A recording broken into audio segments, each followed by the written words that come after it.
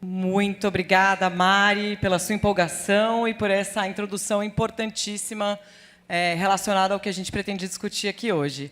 Bem-vindas, bem-vindos, bem-vindes, todo mundo. É uma alegria estar aqui entre mulheres que eu admiro muito, algumas que eu já conhecia de longa data, outras que eu estou conhecendo por agora. Dizer que, para nós, o Instituto Alana, então, já me apresentando aqui brevemente, eu sou jornalista, mãe e atuo como coordenadora do programa Criança e Consumo e liderando também o eixo digital do Instituto Alana, uma organização sem fins lucrativos que tem como missão honrar as infâncias e que hoje tem uma atuação muito centrada, muito voltada para o ambiente digital, para as redes sociais, relativamente à presença de crianças e adolescentes nesse espaço, principalmente no tocante à exploração comercial, às quais as crianças e adolescentes estão submetidas hoje nesses espaços. Então, um super prazer para estar aqui hoje. Eu quero trazer um pouco de reforço sobre a importância da gente discutir esse tema aqui, trazer quase que em primeira mão a vocês elementos de uma pesquisa encomendada pelo Instituto Alana ao Datafolha, que foi lançada publicamente há cerca de 2 semanas, que nos dá um pouco da dimensão do desafio que está colocado para esse debate aqui hoje, para todos nós, né? Acho que esse é um desafio multissetorial que exige esforços de toda a sociedade, inclusive do mercado criativo, né? Então, eu queria trazer aqui alguns elementos que nos dão o tamanho, né, a dimensão da percepção do povo brasileiro, da população brasileira, em relação a crianças e adolescentes no ambiente digital, né? Então, essa pesquisa revelou, entre outras coisas, que 9 em cada 10 brasileiros disseram acreditar que as empresas de redes sociais não fazem o suficiente para proteger crianças e adolescentes no Brasil. 8 em cada 10 acreditam que a lei brasileira protege menos as crianças e adolescentes brasileiros do que as de outros países.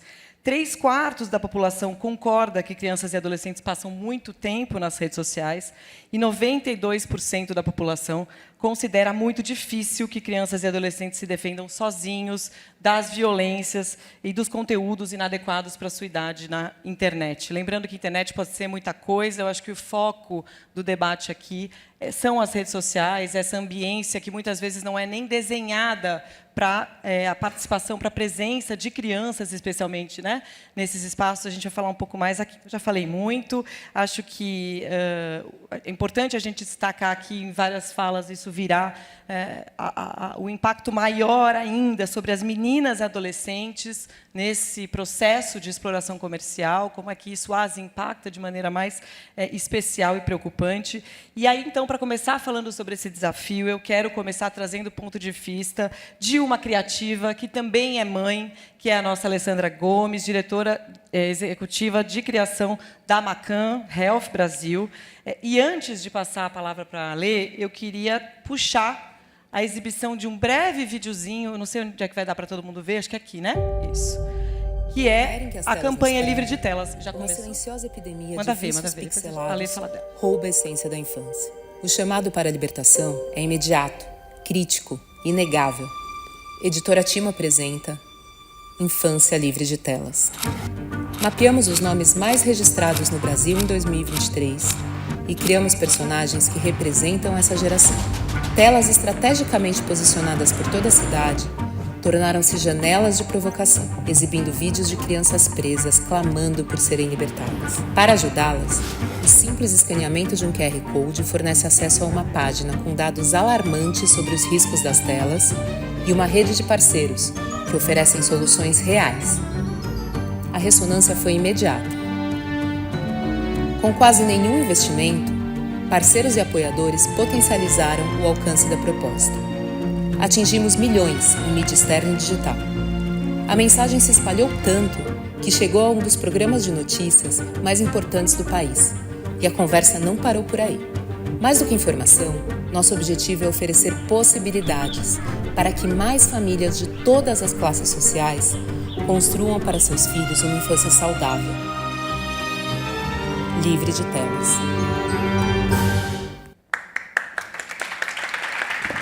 Demais, Ale. Tem a palavra. Obrigada.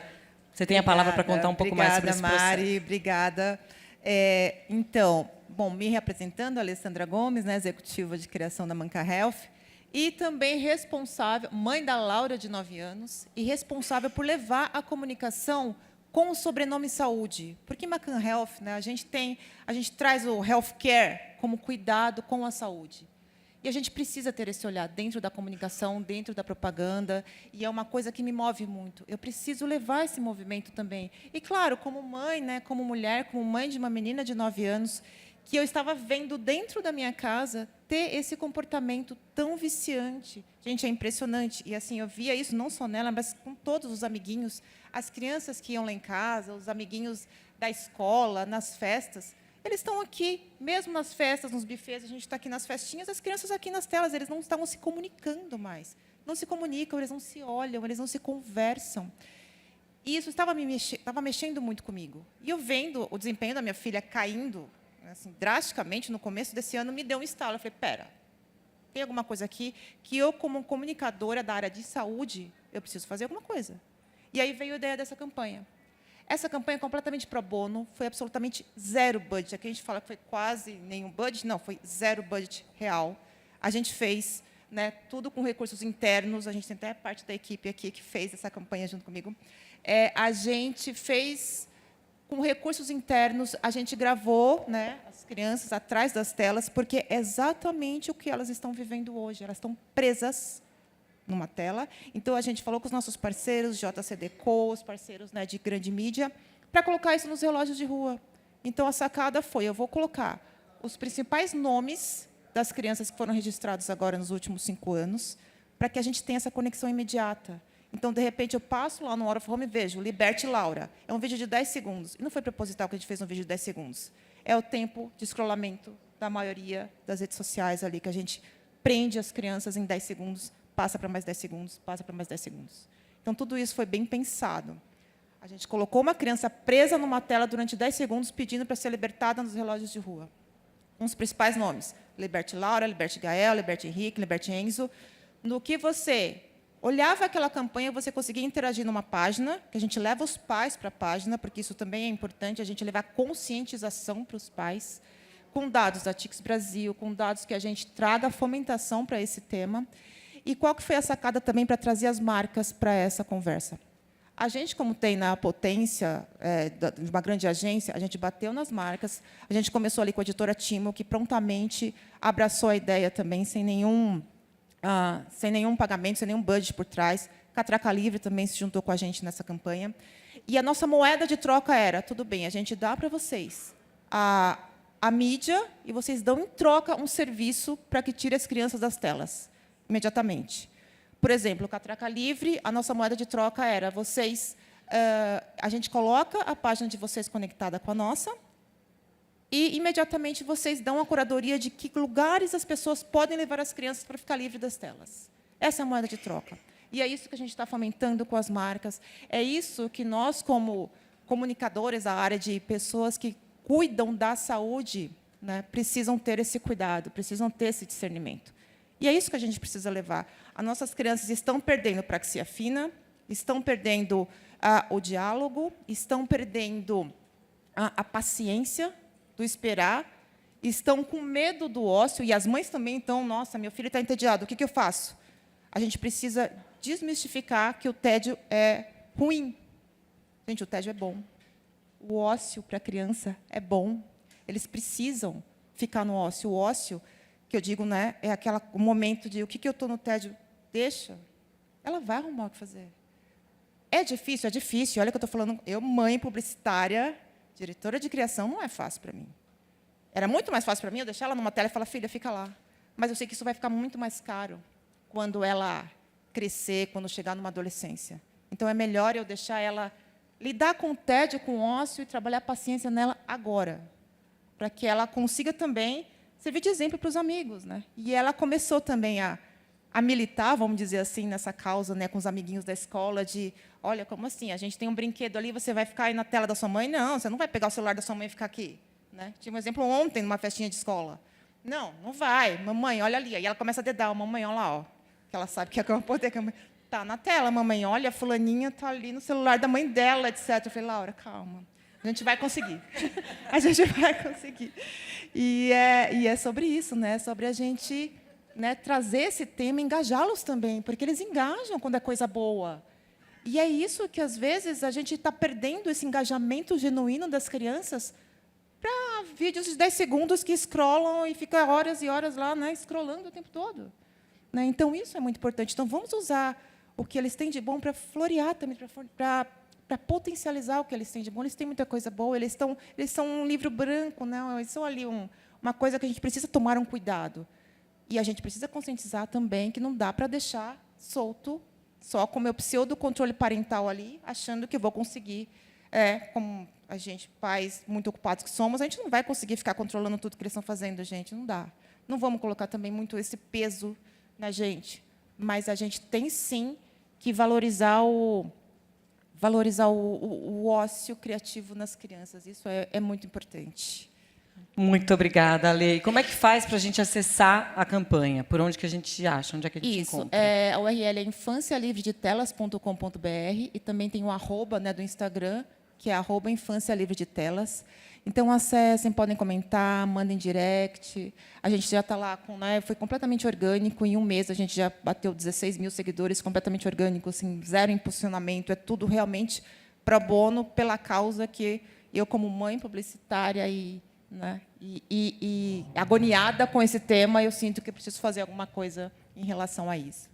Muito obrigada. Inclusive, quem é do campo da criação, as marcas precisam também se implicar no processo de responsabilização em relação à proteção de crianças e adolescentes no nosso país, que precisa ser uma proteção compartilhada, né? Nossa Constituição Federal, no artigo 227, vai dizer que essa responsabilidade precisa ser partilhada entre famílias, evidentemente, Estado, evidentemente, e sociedade. E as marcas precisam se ver implicadas, precisam se ver dentro dessa categoria Estado cada vez mais, quando a gente está falando de um estado de coisas tão desafiador, né? E aí, acho que pensando também nos papéis e, né, nessa perspectiva multissetorial e multidimensional, né, que precisa ser aplicada em relação a essa proteção, eu quero chamar de imediato a doutora Vanessa Cavalieri, que é juíza da Vara de Infância e Juventude do Rio de Janeiro e também mãe de 2 adolescentes. Vou também pedir para que ela fale um pouquinho sobre essa experiência. Mas eu queria, doutora Vanessa, te ouvir sobre como é que é a sua percepção do desafio em relação ao sistema de justiça. Como é que vocês, de dentro do sistema de justiça, estão percebendo essa questão? Como é que estão trabalhando com isso? Esse é um tema relativamente novo, né, a ser trabalhado dentro do sistema de justiça. E eu queria te ouvir sobre isso, né? Você recentemente fez uma fala linda, muito impactante no programa Sem Censura, da Empresa Brasil de Comunicação. E queria que você pudesse trazer um pouquinho também desse ponto de vista aqui. Obrigada. Obrigada. Boa tarde a todos e todas aqui presentes. Eu estou super feliz de estar podendo participar desse lugar aqui. Para mim é um lugar pouco frequentado, né? Normalmente não tem uma pessoa do judiciário num evento de publicidade, de agências de criação. E que bom que esse debate está ultrapassando os muros só do Estado ou só das casas. Eu me lembro que eu estava ouvindo você falar, Alessandra, e eu sou mãe de 2 meninas adolescentes. Eu tenho uma filha de 17 que vai fazer 18 daqui a pouco e outra de 15. E eu comecei essa luta para banir o celular na escola delas em 2018. E eu era um ET em 2018. Eu era a única mãe da escola que achava que tinha problema as crianças passarem o recreio olhando o celular em vez de passar o recreio brincando. E hoje eu vejo uma revolução acontecendo no Brasil e no mundo, porque a sociedade entendeu o problema que existe e há uma mobilização orgânica de baixo, começando de dentro das famílias, do chão da fábrica para cima, né? E uma pressão que está sendo feita de um jeito que vai ser impossível continuar do jeito que está para as big techs, para o Estado. A regulação vai ter que vir. Eu sou juíza há quase 20 anos e há 9 anos eu sou a titular da Vara da Infância e Juventude da capital do Rio de Janeiro, que é a única vara que recebe todos os infratores da cidade. Para vocês terem uma ideia, São Paulo, que é a maior capital do Brasil, tem 6 juízes que fazem esse trabalho. O Rio, que é a segunda maior capital, tem uma juíza, eu. E aí eu tenho um ponto de observação do fenômeno muito interessante, porque, como eu reúno todos os casos, eu tenho visto a mudança acontecendo. E o que aconteceu nos últimos anos, notadamente de 2019 para cá?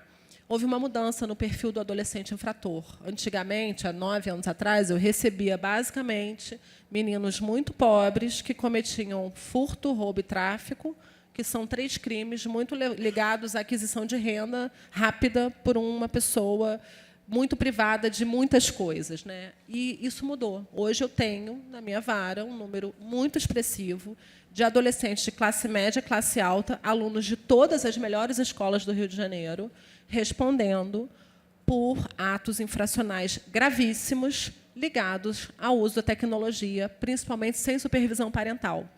Então, no ano passado, quando houve aquela onda de ataques em escola, no Brasil todo, no mundo todo e no Rio de Janeiro, eu vendo aquilo se repetir, eu comecei um projeto de prevenção à violência nas escolas, que chama-se Protocolo Eu Te Vejo. Já vou deixar aqui o convite para vocês seguirem @protocolo Eu Te Vejo no Instagram, que é um projeto de prevenção à violência escolar e que mapeou as causas desse aumento da violência entre adolescentes e, portanto, propõe soluções, propõe estratégias para combater essa violência. E, claramente, um dos grandes problemas é uma parentalidade disfuncional que a gente tem vivido. Eu estava até conversando um pouquinho antes da gente começar sobre isso, né?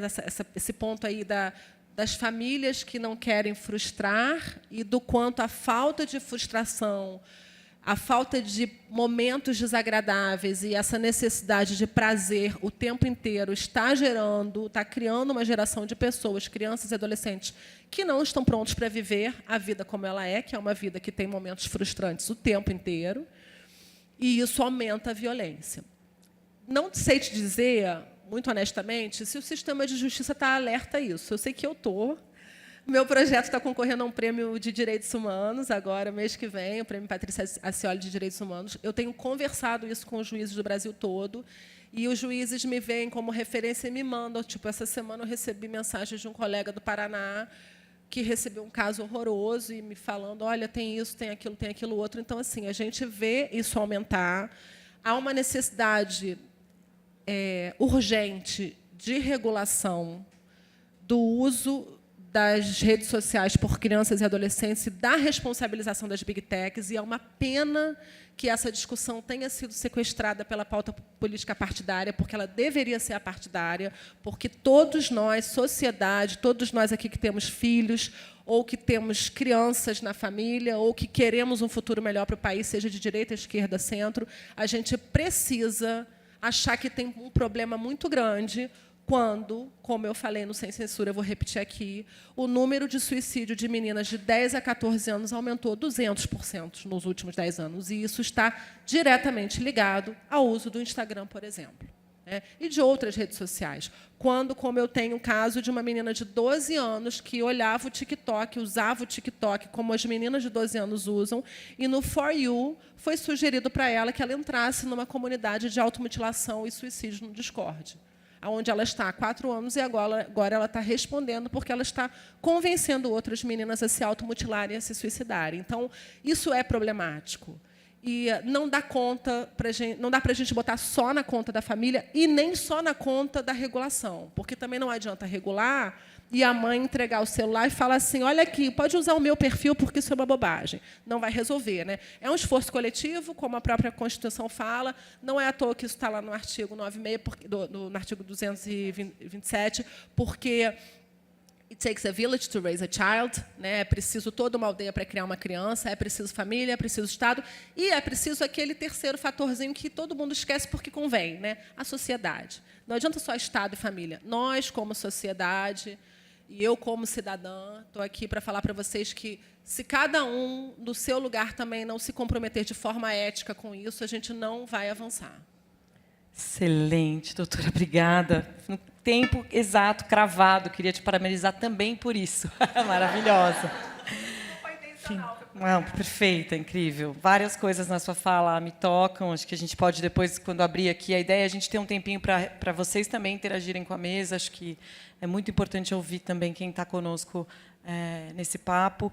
Mas eu queria, de imediato, passar para... Agora a gente tem o bloco das psicólogas, né? Acho que é importante a gente olhar também para a dimensão dos efeitos e de como os impactos, né, sobre as subjetividades, sobre as questões relacionadas à saúde mental estão aumentando e clamando a nossa ação, sem um olhar moralizante, né? Acho que a gente precisa também fazer uma leitura o menos moralizante possível desse debate, porque acho que a tendência é justamente essa, é esse papo ser fagocitado ideologicamente, né? E não se trata de uma questão ideológica, definitivamente, como a doutora já falou aqui. Mas eu queria, então, pedir para que a professora Márcia Stengel, que é professora de pós-graduação em Psicologia da PUC Minas, possa trazer, então, questões mais específicas relacionadas aos impactos da saúde mental de adolescentes, relacionados aos usos de redes sociais, mas também trazer um pouco da experiência, né, dos resultados, do que uma pesquisa recentemente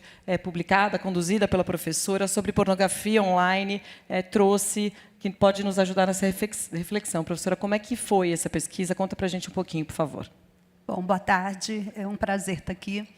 A pesquisa ela ainda está em desenvolvimento, né? Então, assim, os dados mesmo eu ainda não tenho, mas assim, tenho estudos, né, que estão pautando. Então, assim, a gente não pode esquecer que a internet, né, vou falar a internet como um todo, assim, ela produz impactos na subjetividade, né? Eu acho que isso já foi apontado aqui anteriormente, e a gente tem, então, efeitos, isso, né, na autoestima, produção de ansiedade, depressão, violência, né, que tem a ver com isso. Claro que, assim, eu não estou aqui para demonizar a internet, eu acho que ela também tem coisas que são super legais, né, que nos ajudam no nosso cotidiano, que nos aproximam de outras pessoas, que oferecem, né, possibilidade de comunicação, de informação. Então, acho que a gente tem que balizar, mas a gente também tem que entender os efeitos subjetivos disso, tanto nos aspectos positivos quanto negativos.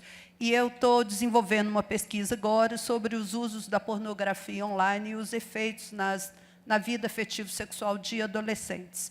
Então, começamos a fazer essa pesquisa pensando que a pornografia ela se tornou absolutamente acessível, né? Então, eu sou de uma geração que ver pornografia era trabalhoso e era caro, né? Então, revista, locadora, cinema, né? Coisa que essa moçada nem sabe mais.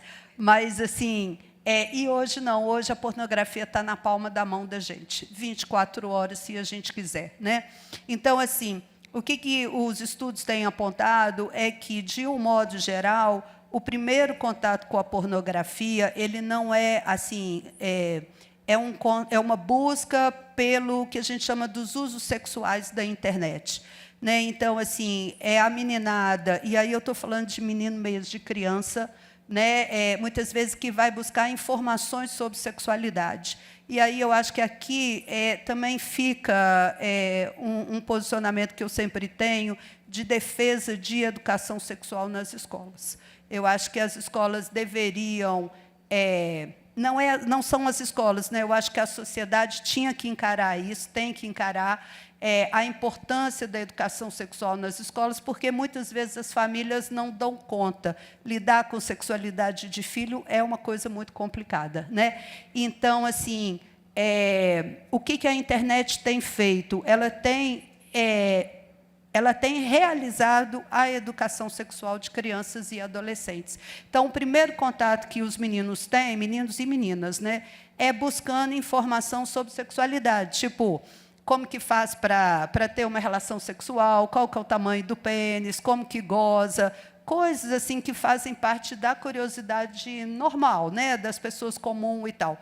Só que qual que é a questão? Quando a gente busca a informação, muitas vezes eles vão chegar na pornografia, não porque eles buscaram, mas aí porque a gente tem os algoritmos, né? A Vivi vai falar mais disso, mas assim, a gente tem os algoritmos que vão direcionando. Então, nós estamos tendo relatos de crianças de 10, 11 anos e tal, que já estão vendo pornografia, às vezes até menores.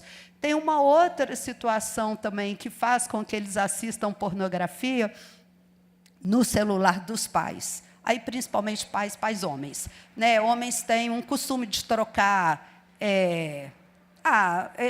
alguns chamam de bobagens de homem, né? que é cenas pornográficas, alguma coisa assim. E aí os meninos pegam o celular dos seus pais para um joguinho, mas às vezes encontra a pornografia ali, né? Quando a gente está falando de crianças menores, qual que é o grande problema?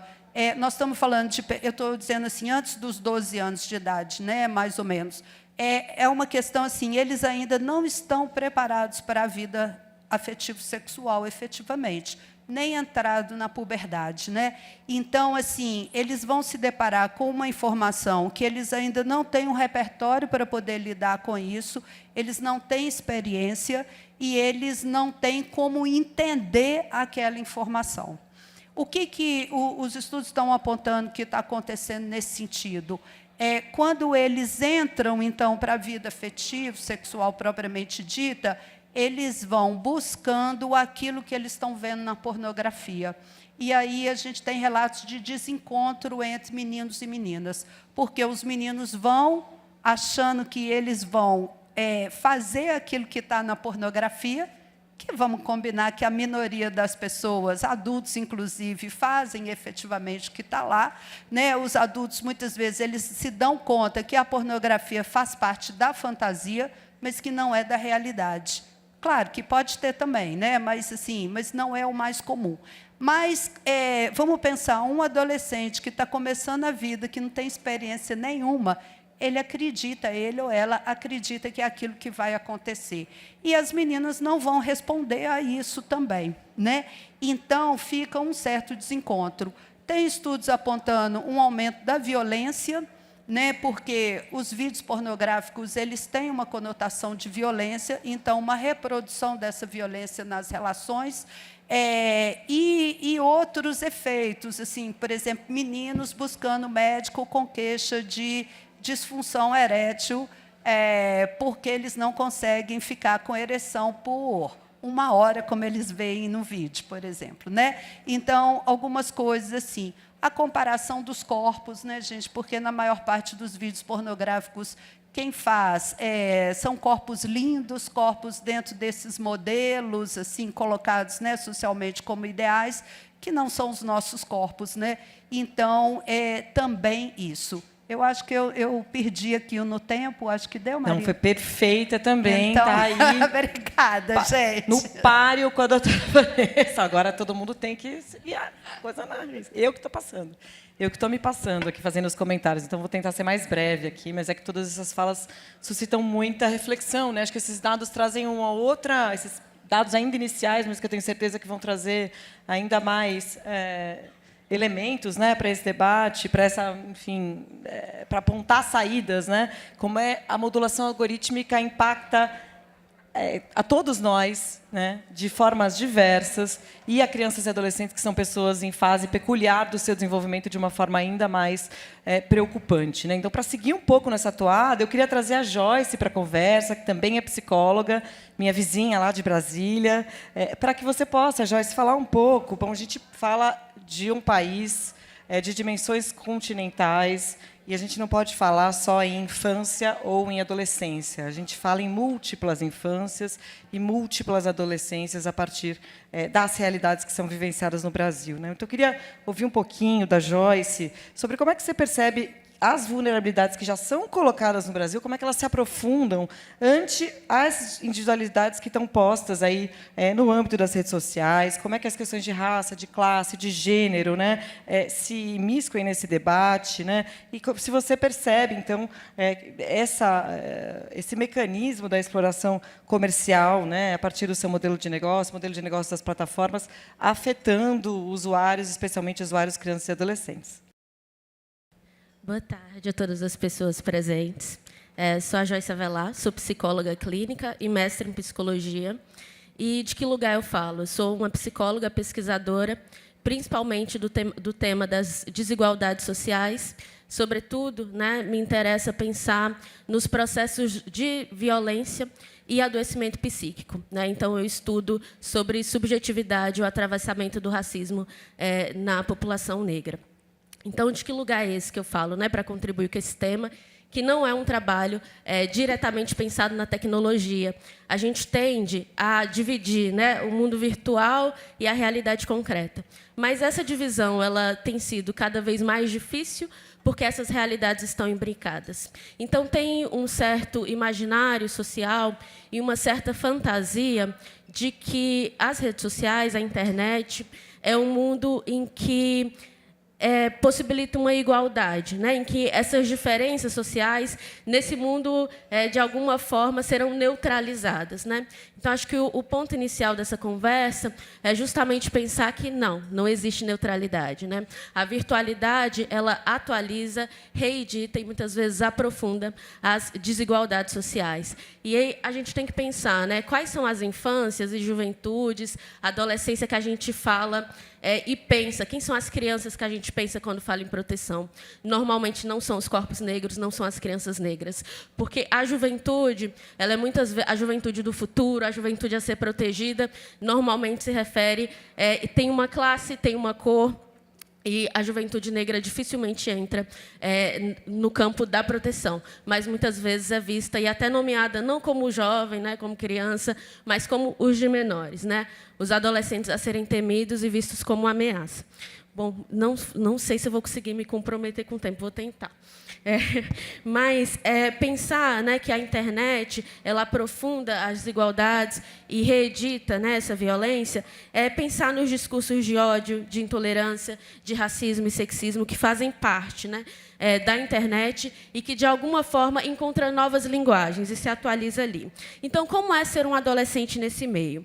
O adolescente e a adolescência ela é marcada principalmente pelo desejo de diferenciação, encontrar a própria voz no mundo, encontrar o seu próprio modo de fazer, encontrar o seu próprio grupo, sua identidade. Então, obviamente, a gente faz isso ao longo de toda a vida, mas, no período da adolescência, isso é vital, né? É crucial. Então, pensar, né, que essa adolescência ela é marcada pelo desejo de diferenciação, ao mesmo tempo que o desejo de encontrar o grupo, pensar também que a experiência da internet é, muitas vezes, homogeneizante. A gente tem, no mundo virtual, nas redes sociais, cada vez mais as pessoas se tornando iguais, né? Os memes é a repetição, é o áudio que é usado milhares de vezes. A gente vai perdendo a origem das coisas. A gente vai perdendo, de certa forma, a nossa singularidade, a nossa individualidade. Então, como se forja um adolescente e a própria imagem nesses termos? E se a gente pensa que a internet é a reedição dessas desigualdades, é pensar que o que é colocado como padrão a ser buscado, seguido, desde o campo da sexualidade, do gênero, da estética, é um padrão branco, é um padrão masculino, heterossexual, cisnormativo. Então, a experiência de ser, como é a experiência de ser uma menina negra na internet? Eu acho que essas questões são importantes de serem colocadas, porque, se, por um lado, né, a gente tem essa questão das crianças que não podem se frustrar, como essa é a criança que está sendo frustrada constantemente pelo mundo? A criança que não tem acesso, mas que encontra, no mundo virtual, a promessa de que, da noite para o dia, ela pode enriquecer, virar influencer, de que, da noite para o dia, sua realidade pode ser mudada. Então, de certa forma, as redes sociais, elas capturam esse desejo pela mudança, elas prometem que você, nesse mundo, será realizado, né? Esse mundo que será perfeito, basta passar a tela, né? Então, de alguma forma, isso cria-se em processos de adoecimento na medida em que gera sentimentos de insegurança, inadequação, comparação, medo da rejeição, porque a lógica que está posta na internet é uma lógica neoliberal, capitalista, que te promete tudo, né? Muito embora, muitas vezes, lhe arranque tudo e não te dê nada, né? Então, de alguma forma, são vendidos modos de vida. São vendidos um tipo de corpo que se precisa ter. E a gente tem rostos cada vez mais iguais. A gente tem corpos cada vez mais iguais. Modos de ser cada vez mais iguais. Os nossos desejos vão sendo capturados e a gente vai perdendo essa diferenciação e essa individualidade. Tem muito a dizer, gente. Como está o meu tempo? Tem 1 minuto ainda. Ai, meu Deus, peraí. Então, quais são as nossas saídas, né? Desinstalar o Instagram, Twitter, sair das redes sociais? Não, acho que esse é um espaço de disputa. O que a gente deve questionar é como é que a gente permanece? Como é que a gente coloca outros termos? E, para fazer isso, a gente precisa discutir o que já está instituído. A gente precisa discutir quais são as referências que a gente tem ofertado para nós, para os adolescentes, para as crianças, e quais são as nossas possibilidades. Se a gente não vai simplesmente se retirar, porque isso faz parte da nossa vida, do cotidiano, então como é que a gente fica? Dá para ficar de outro jeito? Então, essa proteção ela precisa ser pensada a partir desses questionamentos, e talvez seja preciso resgatar de alguma forma, não essa promessa, né, neoliberal de que tudo vai ser perfeito e a gente vai conseguir se conectar, mas resgatar, de fato, né, a essência do que é se conectar com o outro. E se conectar com o outro precisa passar, né, por essa posição que vai na contramão dessa padronização massiva dos corpos, dos modos de vida, e poder fazer da diferença uma arma de luta e resistência. Então, é isso. Agradeço a escuta. Obrigada. Muito obrigada, Joyce. Tua fala, enfim, me move demais, mas eu não tenho mais tempo para comentar muito. Vou passar direto a palavra para a Vivi Duarte, que é CEO, fundadora da Plano. Acho que a ideia aqui é, de uma maneira muito complementar, né, trazer olhares diferentes e fazeres diversos sobre essa realidade de adolescentes e crianças no ambiente digital. E a Vivi, acho que a partir, né, da jornada do Vida Digital, queria, Vivi, que você pudesse contar um pouco sobre essa jornada, né? Como é que é para você atuar, né, do ponto de vista de quem protagoniza esse desafio, né? Trabalha, está atuando nesse adolescente, principalmente com meninas e adolescentes. Por favor. Sim, boa tarde. Também estou muito feliz de estar aqui dentro de um espaço tão importante, a gente pensando em meninas, em jovens, adolescentes, como criativos, né? Pessoas que estão à frente de grandes marcas. Então, muito importante esse assunto. Eu sou a Vivi Duarte, eu sou jornalista e sou fundadora do Instituto Plano de Menina. A gente fez, inclusive, a semana passada o nosso 9º festival, aqui, o 9º ano do Festival Plano de Menina, aqui no Simão Bolívar, e para tratar do que a gente conversa com as meninas todos os anos, né? Como fazer com que as meninas periféricas, especialmente, que são as meninas que a gente trabalha no Instituto, elas tenham autoconfiança, autoestima e força para realizar seus planos, independente do CEP que elas nasceram. Então, a gente capacita as meninas e conecta para o mercado de trabalho. Hoje, em 9 anos, a gente tem mais de 3 mil meninas trabalhando na Ambev, nas IECs, trabalhando na Meta, trabalhando em grandes empresas, e mudando o entorno delas, né? Então, o foco é independência financeira e independência emocional. E, dentro das jornadas que a gente atua com as meninas do Plano de Menina, a gente trabalha uma jornada muito importante, que é o Vida Digital. A Vida Digital é onde a gente explica para a menina o que é o algoritmo, o que são as plataformas digitais, e consegue fazer com que elas entendam o papel delas, fazer o algoritmo trabalhar a favor do que elas querem ser. Então, elas fazem testes de aptidão, testes de coisas que elas gostam muito, e ali a gente vai ensinando quem elas devem seguir conforme os gostos delas, o que para elas, né, pode ser tóxico e pode atrapalhar a saúde mental, em relação à comparação, em relação a clubes que elas seguiam, por exemplo, das comunidades, né, que chamavam para dança, chamavam para espaços que estavam tirando elas das escolhas que podiam potencializar um presente e um futuro melhor. Então, mostrar para a menina como ela pode usar a internet a favor dela, as plataformas sociais a favor dela, para a gente é algo muito importante. A gente vem fazendo isso há 9 anos, tirando a menina do lugar de refém das Big Techs, porque é isso que acontece mesmo, né? As Big Techs, elas não estão ainda olhando para essa importância de como uma menina adolescente pode estar dentro de um espaço desse, como pode ser prejudicial. A gente estava falando aqui de suicídios. Realmente, a gente aumentou muito o número de suicídios para meninas e adolescentes por conta de comparação de corpos. A gente já tem tantos estereótipos, tantos padrões, tantas questões e camadas sociais, como a gente está falando aqui.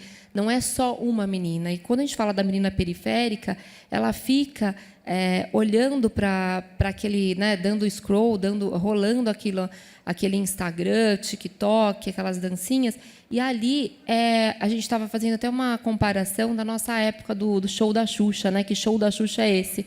Porque eu era uma menina de periferia, né, da freguesia do Ó, que morava num cortiço na freguesia do Ó. E eu lembro quando a Xuxa apareceu, aquele bandejão do café da manhã dela, que tinha morango, tinha não sei o quê.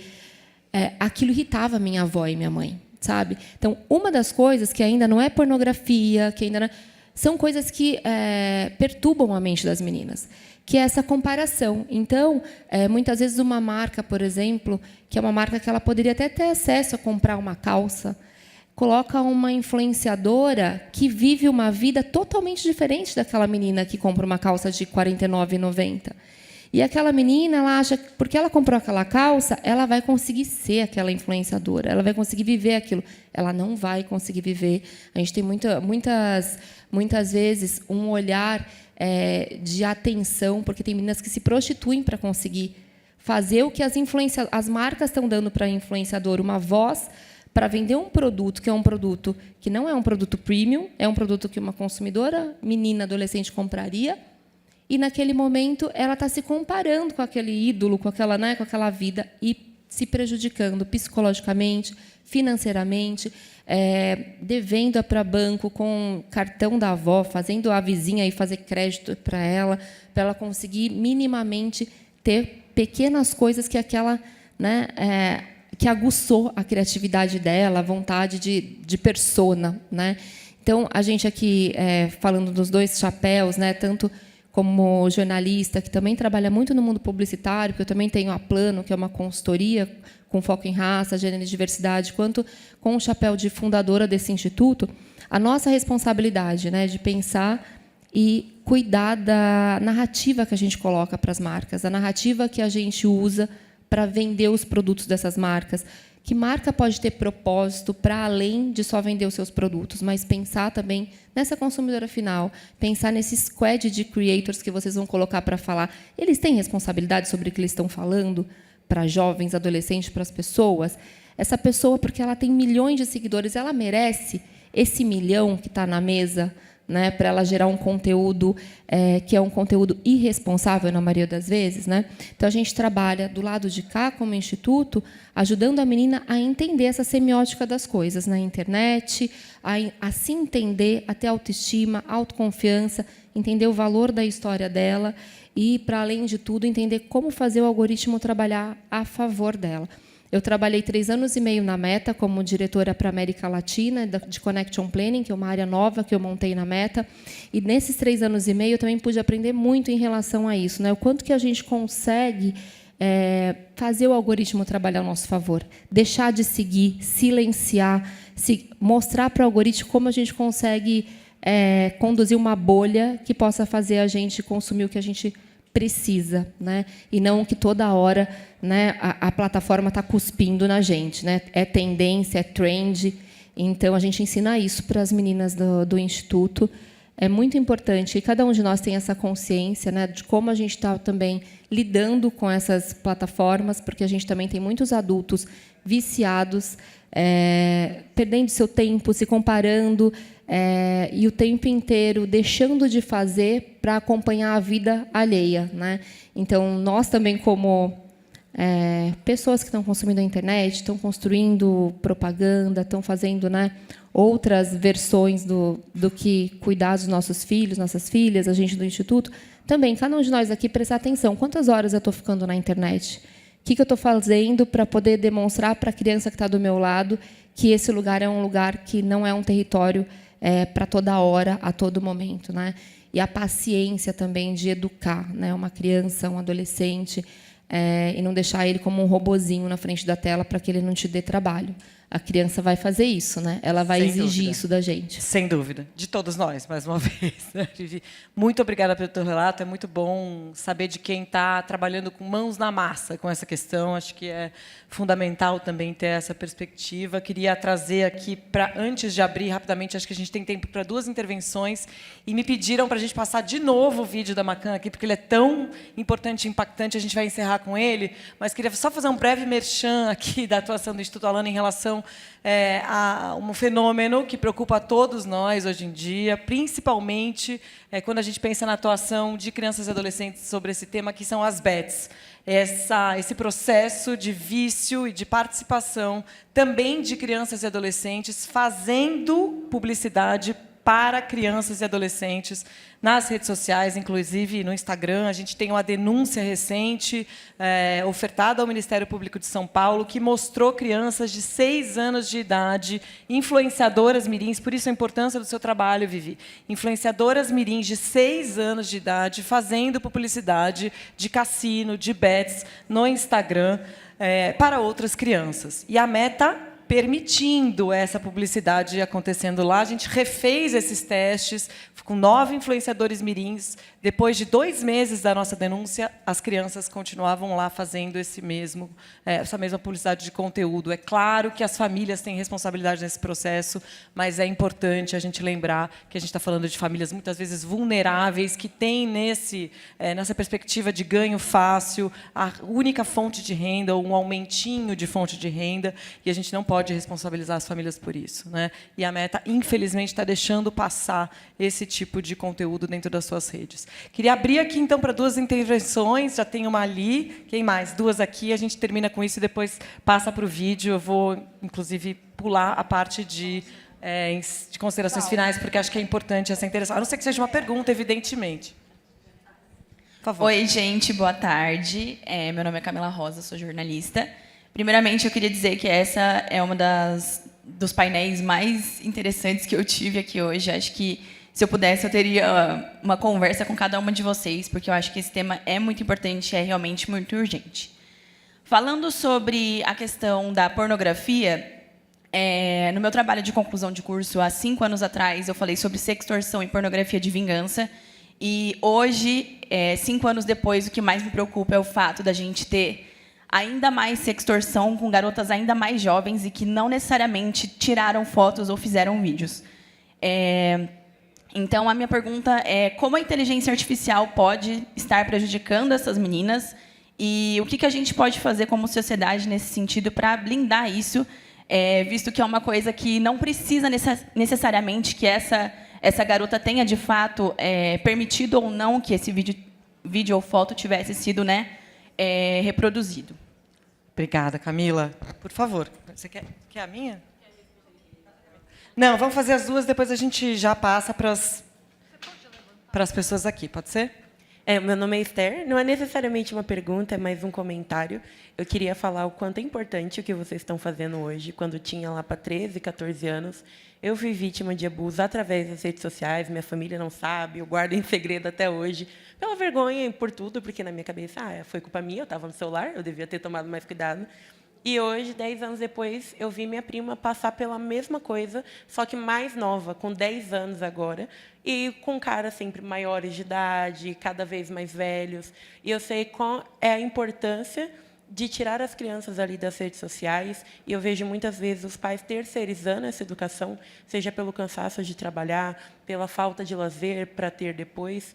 E eu queria parabenizar vocês pelo trabalho que vocês estão fazendo, e eu sei que vão salvar muitas crianças por aí. Muito bom. Obrigada. Eu vou passar 1 segundo, 5 segundos para despedidas, e acho que a professora Márcia pode trazer uma fala final de resposta à pergunta da Camila. Pode ser? Então, vou fazer um comentário rapidíssimo, tá? Olha, Esther, eu vou começar te dizendo que não foi culpa sua. Eu acho que a gente tem que sair desse discurso das mulheres de achar que elas são culpadas por elas viverem algum tipo de violência sexual, né? Então, assim, o nome disso é grooming. Esse não é um termo que a gente usa muito aqui no Brasil, mas é o termo que tem, sido usado. E eu acho que a gente tem que falar mais sobre isso. E eu, numa pesquisa anterior, que eu trabalhei com pais de crianças e adolescentes, os pais também, pais e mães, eles sabem muito pouco o que os filhos fazem. Eu acho que esse é um grande problema hoje nas famílias, né? A gente tira os filhos da rua, porque acha que a rua que é o lugar do perigo, e hoje o maior perigo está dentro de casa com a internet, né? O grooming, ele tem sido um grande problema, né? Eu acho que aí, associando, eu sinceramente, não sei muito assim, como fazer. Eu acho que a gente tem que descobrir fórmulas. Eu acho que a gente tem que primeiro conversar, orientar, né, e conhecer. Mas acho que a inteligência artificial ela traz uma situação que foge, né, porque não necessariamente a mulher ou a menina, né, e tal, assim, meninos também, mas assim, principalmente as mulheres, elas fizeram uma foto nua, mas elas foram nudificadas. Não sei se existe essa palavra, mas assim, fizeram isso com elas, né? Eu acho que esse é realmente um grande desafio que a gente tem aí pela frente, porque isso está acontecendo, o tempo esgotou. Obrigada. Quero agradecer, gente. Obrigada. Inclusive, do ponto de vista regulatório, né? Acho importante trazer, já vou passar aqui a palavra para a despedida da doutora Vanessa, então, só trazendo algo que ela falou aqui sobre regulação. Regulação não é um bicho de sete cabeças, regulação não é um atentado à liberdade de expressão, muito ao contrário. Quando a gente está falando sobre uma luta tão desigual, é muito importante se regular para que a gente tenha, de fato, liberdade de expressão, sobretudo para crianças e adolescentes. Por favor, suas palavras finais, doutora Vanessa. Eu sei que o tempo está esgotado, mas eu queria repetir as palavras dela. Você não foi culpada, você foi vítima, e a culpa nunca é da vítima. E eu sinto muito pelo que você passou. Eu quero falar rapidinho sobre a inteligência artificial. Assim, o caso que ficou mais famoso no Brasil ano passado, de um grupo de alunos de uma escola super tradicional do Rio que fizeram fake nudes. Sou eu que sou a juíza do caso. Eu, infelizmente, não posso dar muitos detalhes, porque corre em segredo de justiça. Mas eu posso dizer o seguinte: há uma misoginia muito clara. Aquilo ali foi uma forma de punir as meninas que eles consideravam mais bonitas e mais inalcançáveis. Tem muitos elementos que mostram isso para a gente. E há um contexto de famílias extremamente negligentes. Para vocês terem uma ideia, são 20 meninos de 14 anos que fizeram isso contra 30 meninas de 14 anos, colegas, amigas que frequentavam a casa, que eram amigas das irmãs, não eram estranhas. E, depois do que aconteceu, das 20 famílias dos adolescentes, 19 continuam não monitorando o que os filhos fazem. Eles foram matéria do Fantástico e as famílias continuam achando que não precisam instalar um aplicativo de controle parental, não precisa saber a senha do celular do filho, não precisa ver o que ele está fazendo. Então, há um contexto de uma negligência que tem a ver com o que ela falou, da família cansada, que quer dar a tela como uma forma de descanso. Tem a ver com falta de conhecimento, eu acho que é isso. Assim, a gente não deixa uma menina de 10 anos sozinha numa pracinha onde tem um homem adulto, que a gente sabe que é um pedófilo, mas a gente deixa na rede social sozinha e o pedófilo está lá, falta conhecimento. Mas tem uma coisa de uma parentalidade que quer ser assim, bacana, amiga do filho, não frustrar, ouvir muito "eu te amo" e ouvir nunca o que eu ouço de vez em quando das minhas filhas, que eu sou insuportável e que elas me odeiam. Faz parte do nosso cotidiano. Joyce, por favor, suas palavras finais, já agradecendo demais sua presença aqui. Como é que a gente acha seu estudo? Como é que a gente sabe mais sobre o que você está estudando? Bom, agradeço, né, o convite. Foi uma honra estar nessa conversa com vocês. Bom, vocês podem me seguir no Instagram, é joyce.avelar com 2 R's. E um segundo só dá para dizer obrigada. Então é maravilhosa. Obrigada. Vivi, suas palavras finais também. Como a gente te acha, como a gente... Sim, quero convidar para vocês serem mentoras, mentores do Plano de Menina, planodemenina.com.br ou @planodemeninaoficial no Instagram. Então, lá tem todos os estudos também que a gente faz com meninas e adolescentes, todos os trabalhos e a forma de voluntariado também. Então, a gente está abrindo agora uma nova etapa de voluntariado. Quem quiser conhecer mais o Instituto, procurem a gente por lá. Obrigada. Obrigada. Ale, meio minuto, porque você já vai ter mais tempo do seu vídeo aí. Por favor, obrigada. Tá bem, então, obrigada, gente. Queria agradecer demais a oportunidade, é o 2º ano aqui consecutivo nesse painel. E queria agradecer demais, e depois a gente dá uma pinceladinha sobre o seu AI, o que a gente está fazendo na agência. A nossa equipe ela é proibida de usar AI para fazer pessoas, né, só ambientes, justamente por isso. O ano passado teve um caso 2 segundos, um caso muito pontual de que uma empresa na Alemanha estava usando crianças brasileiras para alimentar a AI deles lá e usar indevidamente. Sim. Então, teve esse caso. Então, a gente não Human usa Rights Watch. AI para poder fazer a imagem das pessoas. Esse é um cuidado que a gente tem. E é isso, gente. Muito obrigada. Acessem Roda VT? @livre de telas. Livre de telas. Livre de telas. Pode rodar VT, produção? Pode ainda? Bora, bora. Obrigada, pessoal. Um prazer mediar essa mesa aqui. Obrigada. Na era em que as telas nos prendem, uma silenciosa epidemia de vícios pixelados rouba a essência da infância. O chamado para a libertação é imediato, crítico, inegável. Editora Timo apresenta Infância Livre de Telas. Mapeamos os nomes mais registrados no Brasil em 2023 e criamos personagens que representam essa geração. Telas estrategicamente posicionadas por toda a cidade tornaram-se janelas de provocação, exibindo vídeos de crianças presas clamando por serem libertadas. Para ajudá-las, o simples escaneamento de um QR Code fornece acesso a uma página com dados alarmantes sobre os riscos das telas e uma rede de parceiros que oferecem soluções reais. A ressonância foi imediata. Com quase nenhum investimento, parceiros e apoiadores potencializaram o alcance da proposta. Atingimos milhões em mídia externa e digital. A mensagem se espalhou tanto que chegou a um dos programas de notícias mais importantes do país. E a conversa não parou por aí. Mais do que informação, nosso objetivo é oferecer possibilidades para que mais famílias de todas as classes sociais construam para seus filhos uma infância saudável, livre de telas.